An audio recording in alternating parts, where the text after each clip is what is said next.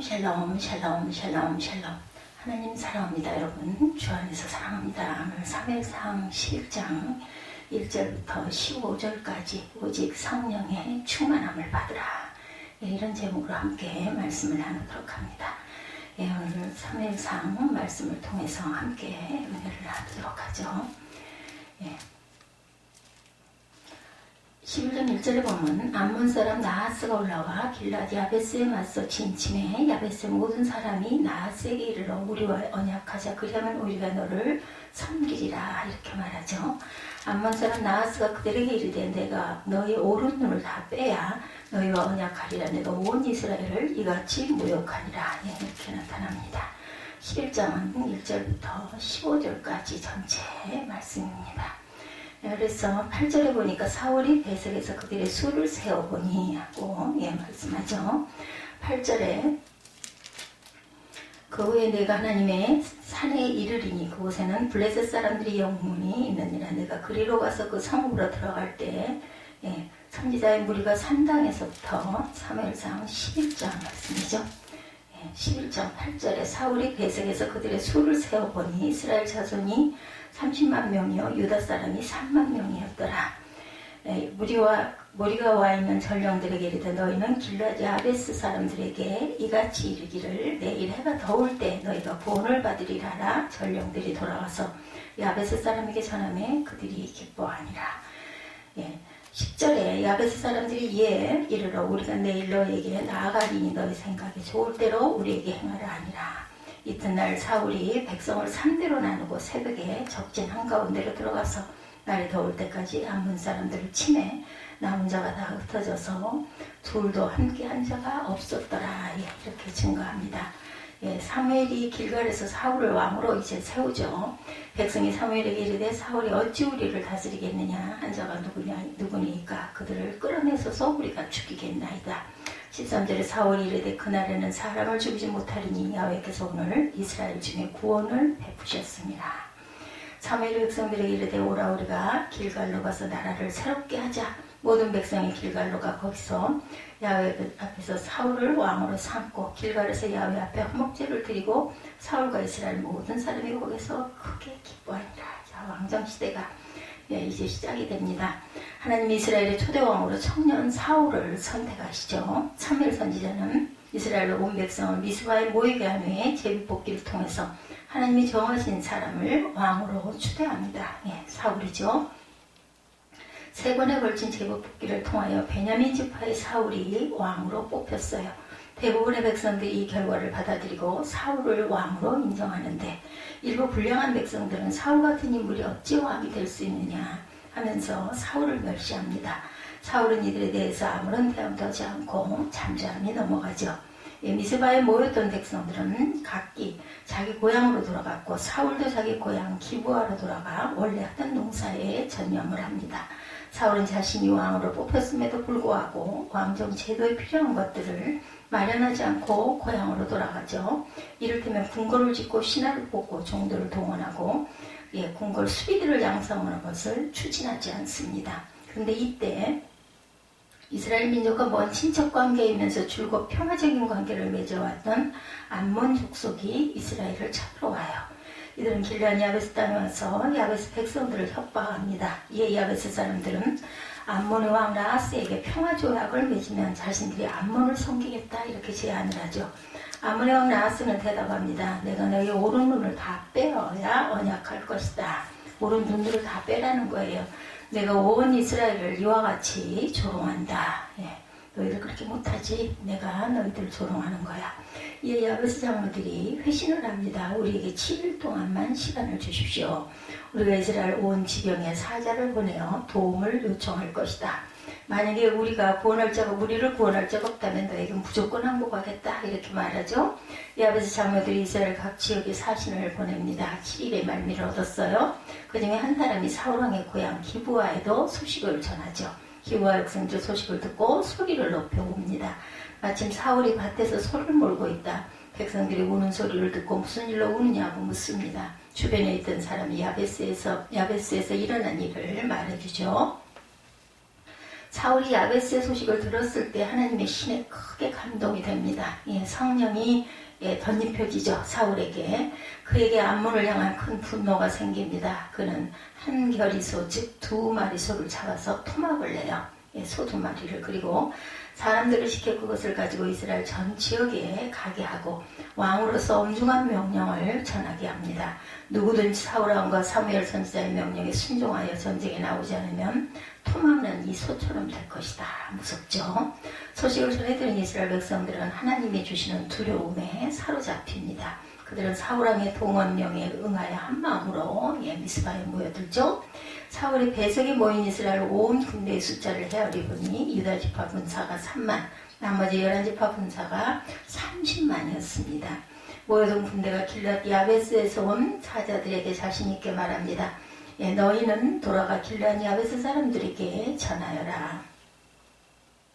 내일 해가 한참 더울 때 너희가 구원을 얻으리라 하라. 이에 사자들이 돌아가 야베스 사람들에게 전하니 그들이 기뻐하죠. 야베스 사람들은 암몬 군대를 속이기 위해서 거짓으로 항복 우사를 전합니다. 우리가 내일 너희에게 항복할 것이니 너희가 원하는 대로 우리에게 행하라.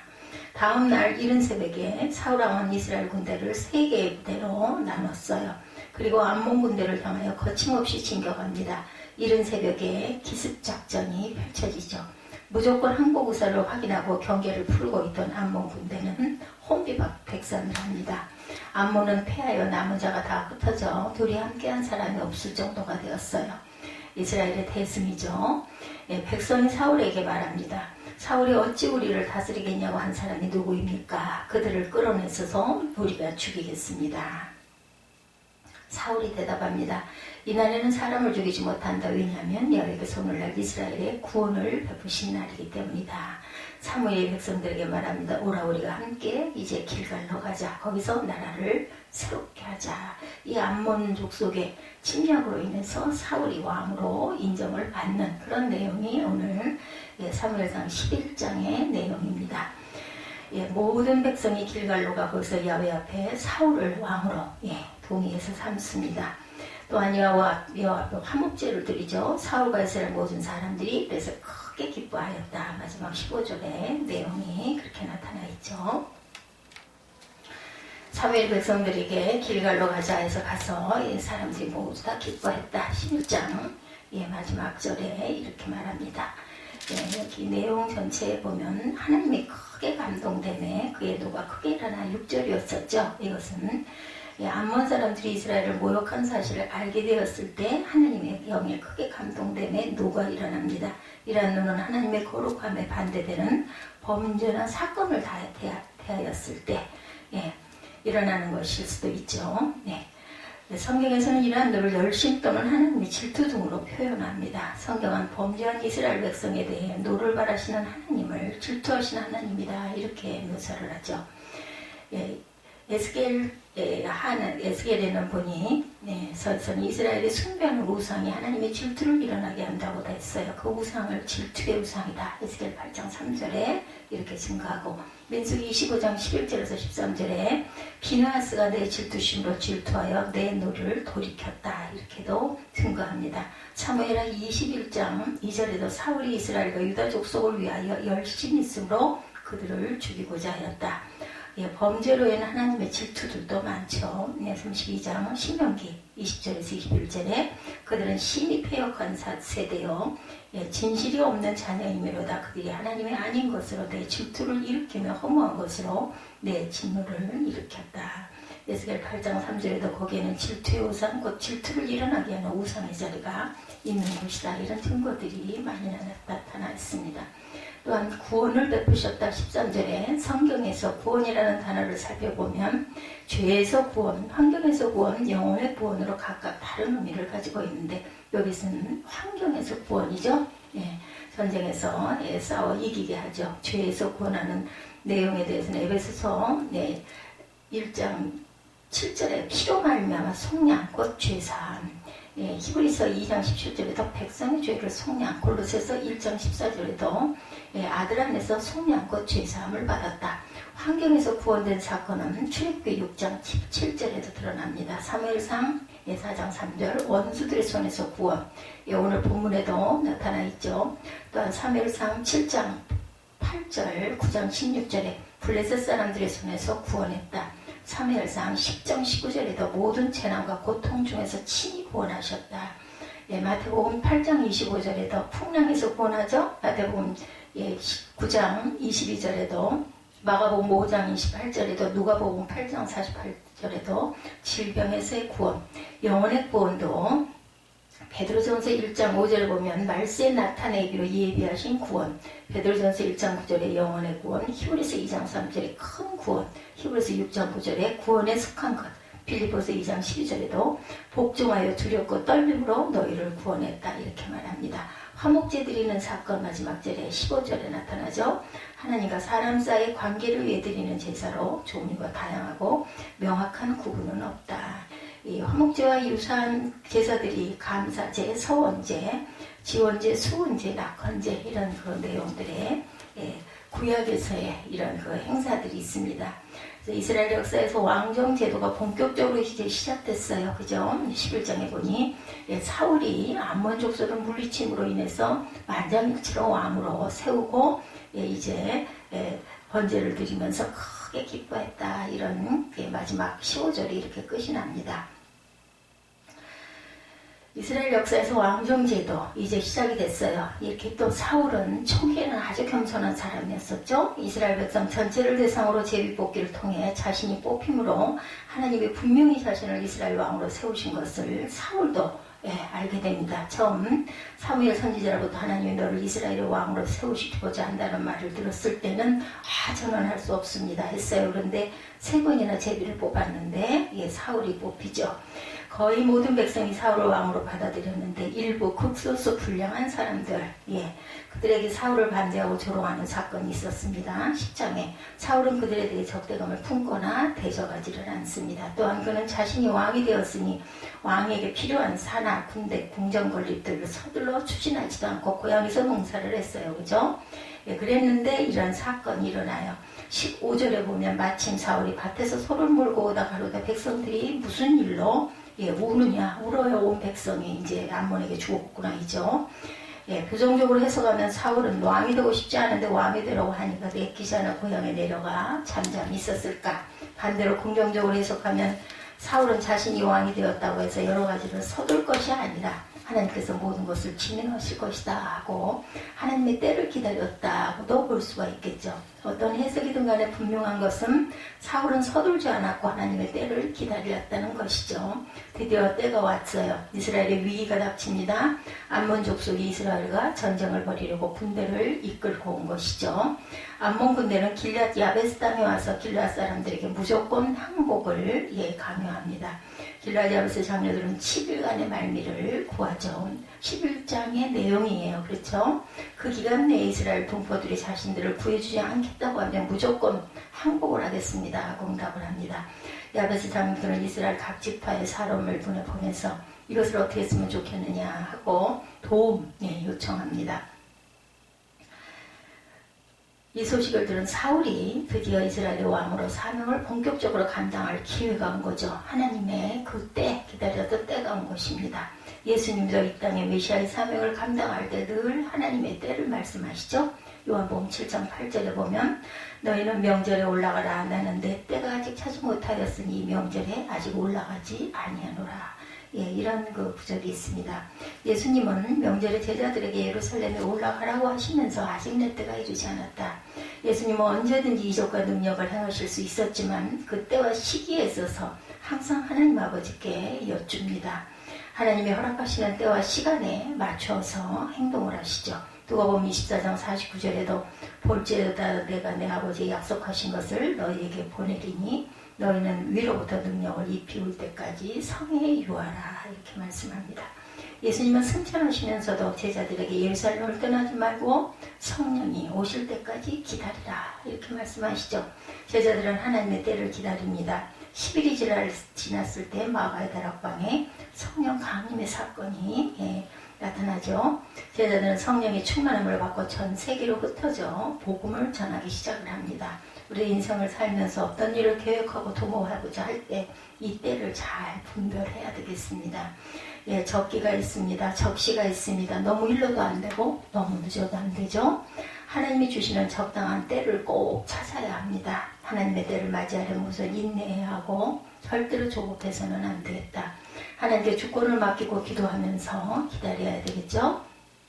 그러면 하나님이 주시는 적시적기가 반드시 오죠. 그때 믿음으로 행하면 반드시 승리할 줄 믿습니다. 그래서 두 번째는 또한 우리가 열심히 인내하고 기다려야 되고, 두 번째는 하나님의 때를 기다리고, 두 번째는 성령의 충만함을 받아야 된다.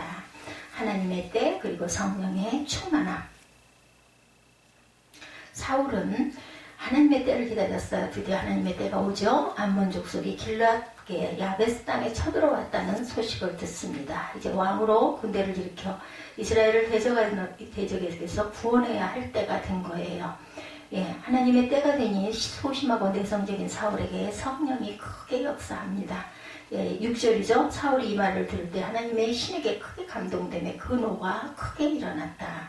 사울이 암몬이 쳐들어와 백성이 고통받고 있다는 말을 들었을 때 그들을 구해야겠다 하는 불같은 마음이 듭니다. 이와 동시에 그는 하나님의 신의 감동을 받습니다. 그 성령에 붙들려 자기가 몰던 한 결의소, 즉 소 두 마리를 잡아서 12토막, 12지파를 보내야 되기 때문에 12토막을 내죠. 그 토막을 이스라엘 각 지파로 보내면서 다음과 같은 메시지를 전하죠. 7절에 누구든지 나와서 사울과 사무엘을 쫓지 아니하면 그 소들과 같이 이렇게 다 죽이겠다는 거죠. 잘라서. 병기를 들고 사울왕으로 모두 다 모여듭니다. 사울은 배색에 모인 이스라엘 군대를 헤아려 보니 유다 지파가 3만, 나머지 지파가 30만으로 도합 33만 명이 모였어요. 다음날 아침 이른 새벽 사울은 온 군대를 세 부대로 나눕니다. 그리고 이른 새벽에 적들이 예상치 못한 시간에 선제 기습 공격을 합니다. 적들은 혼비백산에서 흩어지고 이스라엘 군대는 해가 중천에 뜰 때까지 적을 쉬지 않고 공격해서 단 2명도 함께하지 못할 정도로 완전히 격파가 됩니다. 평소에 소심하고 내성적이고 겁이 많은 사울이 어떻게 이런 일을 일사천리로 군대를 동원하고 적을 향해서 과감한 기습 공격을 감행할 수가 있었을까?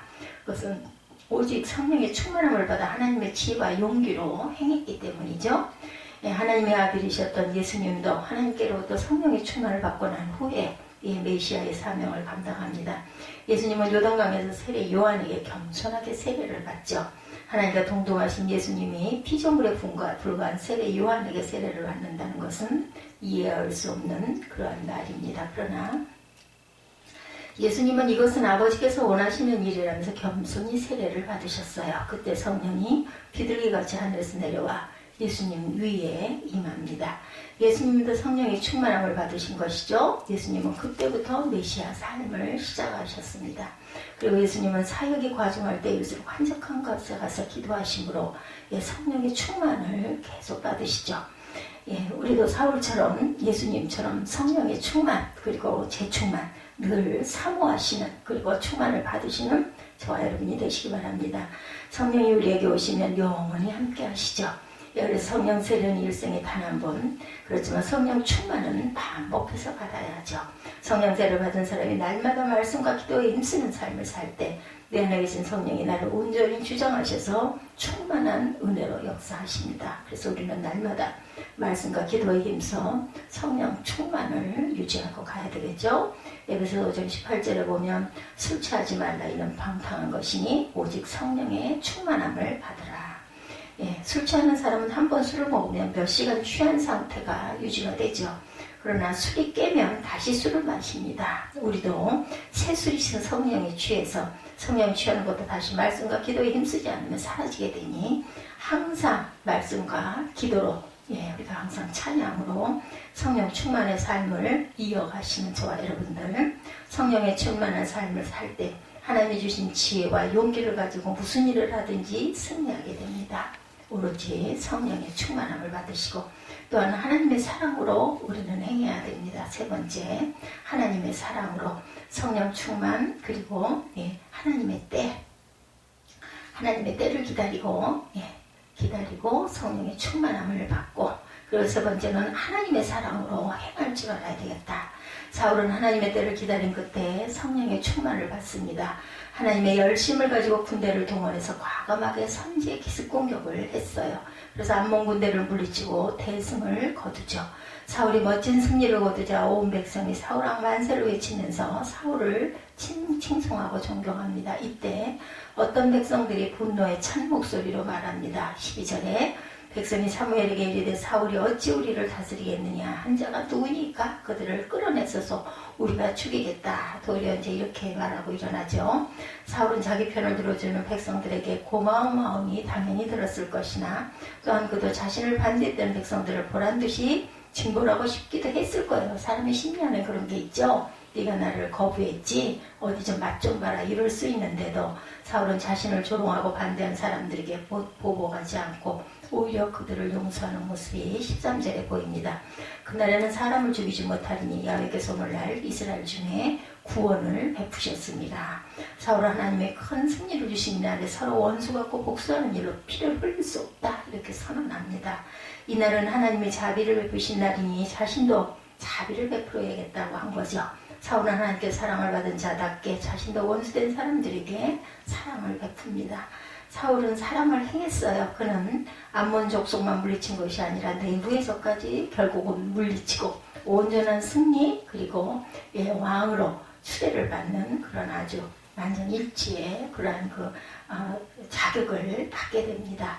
마태복음 5장 44절에 나는 너에게 이르노니 너희 원수를 사랑하며 너희를 핍박하는 자를 위하여 기도하라. 우리도 사명을 감당하다 보면 때로는 반대자들을 만나죠. 대적하는 사람을 만납니다. 억울한 일을 당합니다. 그럴 때 우리는 스스로 원수 같거나 복수하지 말고 하나님께 맡겨야 합니다. 하나님께 기도해야 되죠. 그리고 예수님의 말씀대로 원수까지 사랑해야 됩니다. 에베소서 4장 32절에 서로 인자하게 하며 불쌍히 여기며 용서하기를 하나님이 그리스도 안에서 너희를 용서하신 것 같이 하라. 우리는 사랑으로 행할 때 진정한 승리를 거두게 되죠. 거의 마지막까지 잘했는데 사랑으로 용서하고 관용하고 용납하는 일에 실패하면 모든 것을 잃어버리고 수포로 돌아가는 수가 있습니다.